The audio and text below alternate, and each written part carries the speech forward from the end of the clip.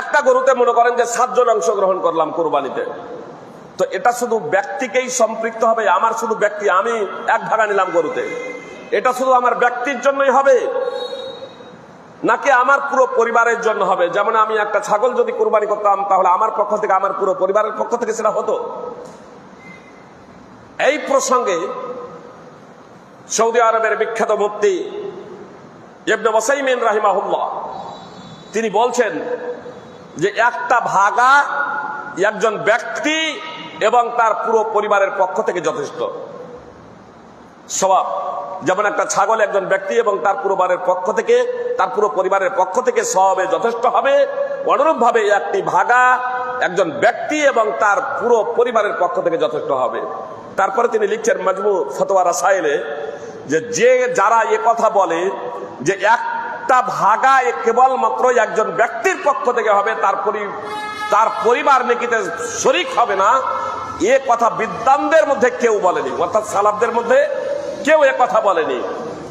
Saudi ফতোয়া কমিটির মুফতিগণকে এই প্রসঙ্গে প্রশ্ন করা হয়েছিল যে ভাগাভাগি প্রসঙ্গে, যে ভাগাভাগিতে কোরবানি দেওয়া যাবে কিনা। আমাদের সমাজে কেউ কেউ বলে থাকে যে ভাগে কোরবানি দেওয়া যাবে না, এটা সফরের জন্য নির্দিষ্ট।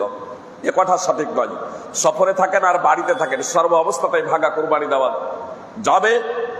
এ প্রসঙ্গে আলী রাদিয়াল্লাহু তাআলা আনহুকে যখন করা হয়, তিনিও এই ফতোয়াই প্রদান করেছিলেন। মুসনাদ আহমদ এবং বাইহাকিতে এই প্রসঙ্গে হাদিস রয়েছে। ইমাম বাইহাকির সুনানুল কুবরা হাদিস নম্বর 10,210 এবং 19,192। সৌদি ফতোয়া কমিটির মুফতিগণকে যখন এই প্রসঙ্গে জিজ্ঞেস করা হয়, তখন তারা বলেন যে ভাগে কোরবানি দেওয়া জায়েজ। এবং সাথে সাথে সৌদি ফতোয়া কমিটির মুফতিগণ এ কথাও উল্লেখ করেন স্পষ্টভাবে যে একটা ভাগা একজন ব্যক্তি এবং তার পরিবারের জন্য যথেষ্ট। স্পষ্টভাবে সেখানে উল্লেখ করেছেন যে একটা ভাগা একজন ব্যক্তি এবং তার পরিবারের জন্য যথেষ্ট। ফতোয়া লাজানা দায়মা প্রথম পাঠ।